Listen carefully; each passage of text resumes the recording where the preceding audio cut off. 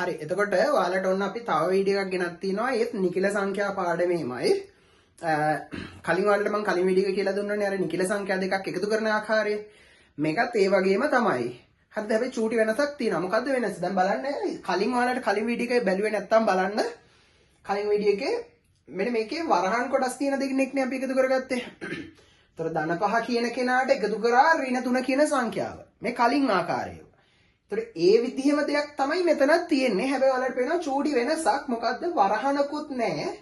ඊළඟ මේ මැද තියෙන ලකුණ වෙනුවට නේ වෙනම කතාවක් වගේ නැවිලා තියෙන්නේ. මේ ධන 2 ධන 7 නිකන් හරියට ධන 2 කියන කෙනයි ධන 7 කියන කෙනයි ඒ දෙන්න එක ළඟට ලැබිලා වගේ සිද්ධියක් තමයි එතන වෙලා තියෙන්නේ. අර වරහනක් නැහැ. මැදින් තියෙන මේ වරහන් කොටස් දෙකට තියෙන මැදින් තියෙන එකතු කිරීමක් නැහැ.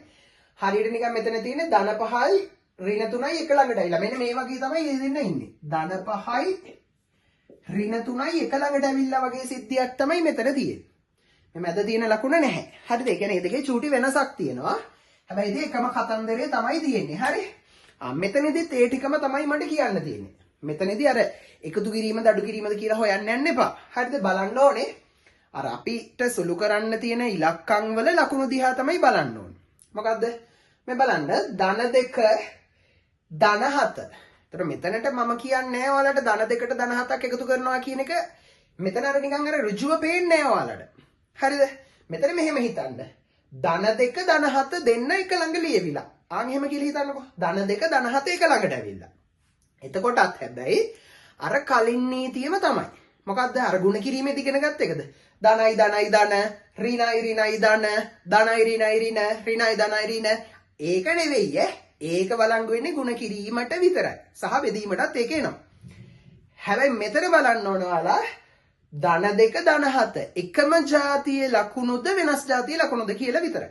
හරිද? ඔයාලට පේනවා පළවෙනි එක ධන 2 ධන 7 එකම වර්ගයේ ලකුණු තියෙන දෙන්නෙක් එක ළඟට ඇවිල්ලානේ තියෙන්නේ. ආන් එහෙමනම් අර කලින් කියපු කතාවමයි කලින් වීඩියෝ එකේ කියපු කතාවමයි තියෙන්නේ මෙතනත්. එකම જાතියේ ලකුණු තියෙන එක ළඟ හිටියොත් මතක තියාගන්න එකතු වෙනවා. එකම જાතියේ ලකුණු තියෙනයි මොකද වෙන්නේ? එකතු වෙනවා. එහෙනම් ධන 2 ධන 7 කියන්නේ 2යි 7 එකතු වෙනවා 9යි. හැම වෙලේම දාන්නේ ලොක්කාගේ ලකුණ මේ දෙන්නගේ ලොක්කා මෙයා එයාගේ ලකුණ ධන කියලා එන්න ඕනේ. එහෙනම් ධන 2යි ධන 7යි කියන උත්තරේ ධන 9යි. හරිද? හරි. ඊළඟ මෙයා ඍණ 6 ඍණ 3. එතකොට මෙතනත් බලන්න සමාන ලකුණු තියෙන දෙන්නෙක් නේ එක ළඟ ඉන්නේ නේ. ඍණ 6 ඍණ 3 සමාන ලකුණු තියෙන දෙන්නෙක් තමයි එක ළඟ ඉන්නේ. එහෙනම් අර කතාවම තමයි මොකද්ද? එක සමාන ලකුණු තියෙන දෙන්නෙක් එක ළඟ හිටියොත් එකතු වෙනවා. හැබැයි මෙතන ಗುಣ කිරීම බෙදීම නැති වෙන්න ඕනේ. දැන් මෙතන ಗುಣ කිරීමක්වත් බෙදීමක්වත් නැහැනේ. හරි? එහෙනම් එක සමාන ලකුණු තියෙන දෙන්නෙක් එක ළඟ හිටියොත් එකතු වෙනවා. 6යි 3 එකතු කරොත් 9යි.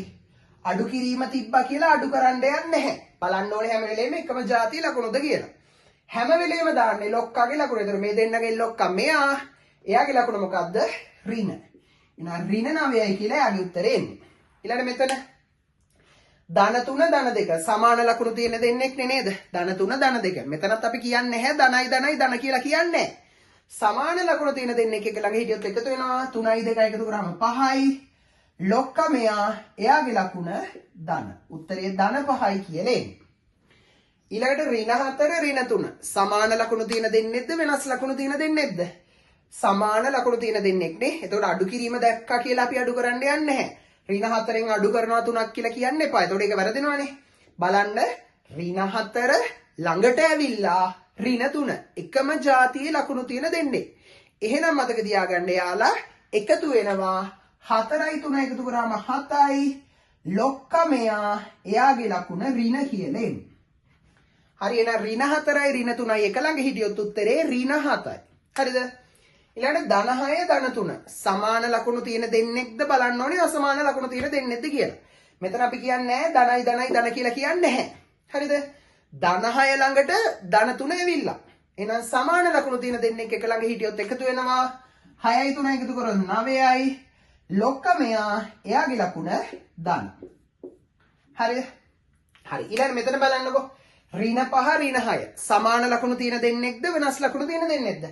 සමාන ලකුණු තියෙන දෙන්නෙක් නේ. එහෙනම් මතක තියාගන්න එක ළඟ හිටියොත් එකතු වෙනවා. හරි. ඒ කියන්නේ මේ තියෙන්නේ මෙහෙමනේ. ඍණ 5 ගාවට ඍණ 5 එක ළඟට ඇවිල්ලා. අඩු කිරීම දැක්ක කියලා අඩු කරන්න යන්නේ නැහැ. එහෙනම් ඍණ 5 සමාන ලකුණු තියෙන දෙන්නෙක් එකතු වෙනවා 5යි 5යි 10යි මේ දෙන්නගේ ලොක්ක කවුද? ලොක්කෙක් නැහැ කියලා පේනවනේ දෙන්නම ලොක්කොනේ. එහෙනම් එයාලගේ දින්නගේ ඉන්න එකම ලකුණ දාන්න මොකද්ද? ඍණ ලකුණ දාන්න. ඍණ 5යි කියන උත්තරේ ඍණ 10යි. හරිද? හරි. ඊළඟට 7 වෙනි උදාහරණය. ඍණ 8 ගාවට ධන 5 ඇවිල්ලා. ඍණ 8 ගාවට ධන 5 ඇවිල්ලා. එතකොට ඔයාලට පේනවා ඒ දෙන්න ප්‍රතිවිරුද්ධ ලකුණු දෙකක් නැත්නම් වෙනස් ලකුණු දෙකක් නේද? එතකොට මොකද වෙන්නේ? සමාන ලකුණු තියෙන දෙන්නෙක් එක ළඟ හිටියොත් එකතු වුණා වගේ අසමාන ලකුණු තියෙන දෙන්නෙක් එක ළඟ හිටියොත් අඩු වෙනවා. එහෙනම් එකතු කිරීම දැක්කා කියලා අපි 8යි 5යි එකතු කරලා 13යි කියලා කියන්න යන්නේ නැහැ. මොකද්ද? චෙක් කරලා බලන්න ඕනේ ඍණ 8 ධන 5 සමාන ලකුණුද අසමාන ලකුණුද කියලා. එතකොට ඔයාලට පේනවා අසමාන ලකුණු තියෙන දෙන්නෙක්. එහෙනම් මොකද වෙන්නේ? අඩු වෙනවා. 8න් 5ක් අඩු කරොත් 3යි.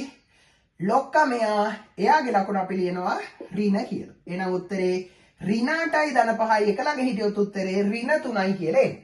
හරිද? හරි. ඊළඟට ධන 4 ඍණ 2. එතකොට ඔයාලට පේනවා එතන ධන 4 මෙතන ඍණ 2. සමාන ලකුණු දෙකක්ද ප්‍රතිවිරුද්ධ ලකුණු දෙකක්ද? අසමාන ලකුණු දෙකක් නේ. ප්‍රතිවිරුද්ධ ලකුණු දෙකක් නේ. ඒ කියන්නේ එහෙනම් මොකද වෙන්නේ? එහෙම දෙන්නෙක් එක ළඟ හිටියොත් අඩු වෙනවා. 4න් 2ක් අඩු කරොත් අපිට කියන්න පුළුවන් 2යි.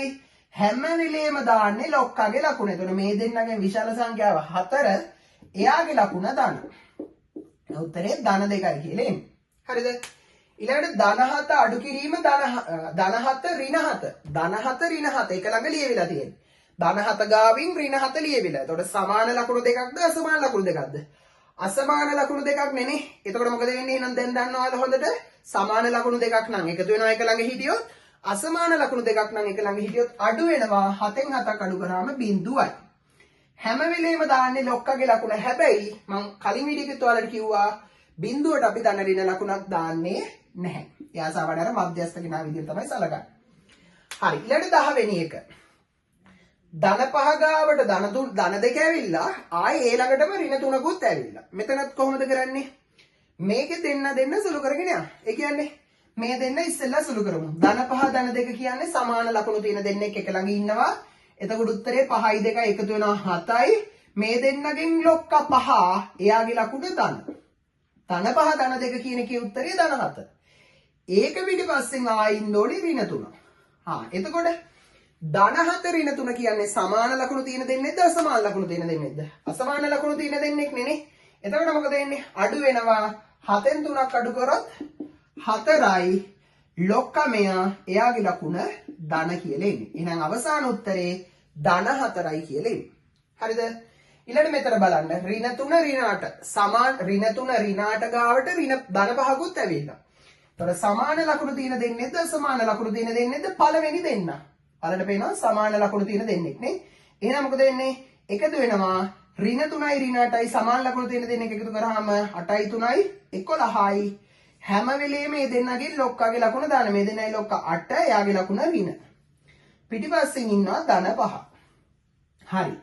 එතකොට ඊළඟ දෙන්න ඍණ 11 ධන 5 කියන සමාන ලකුණු දෙන්නෙක්ද අසමාන ලකුණු දෙන්නෙක්ද? අසමාන ලකුණු දෙන්නේ. එහෙනම් මොකද වෙන්නේ? අඩු වෙනවා. 11න් 5ක් අඩු කරාම හොඳට මතක තියාගන්න එකතු කිරීම තිබ්බා කියලා එකතු කරන්න යන්නේ නැහැ. 11න් 5ක් අඩු කරාම 6යි. ලොක්කා මෙයා එයාගේ ලකුණ ඍණ. එහෙනම් උත්තරේ අවසාන උත්තරේ ඍණ 6යි කියලා එන්නේ. හරිද? ඒතර ඔන්න ඕක තව ක්‍රමයක් විදිහට හිතා ගන්න. එතකොට ඔයාලා නිකිල සංඛ්‍යා දෙකක් එකතු කිරීමට සහ අඩු කිරීමටත් මේකම තමයි කතන්දරේ. හරිද? ඒතර මේවා ගොඩක් සිලබස් එකේ වැදගත් දේවල් ඔයාලගේ බීජ ගණිතය සහ එතනින් එහා පාඩම් වලට හොඳට මේවා අධ්‍යයනය කරලා නෝට් එකක් හදාගන්න. හරි. එහෙනම් අපි තව වීඩියෝ එකකින් හමු වෙමු.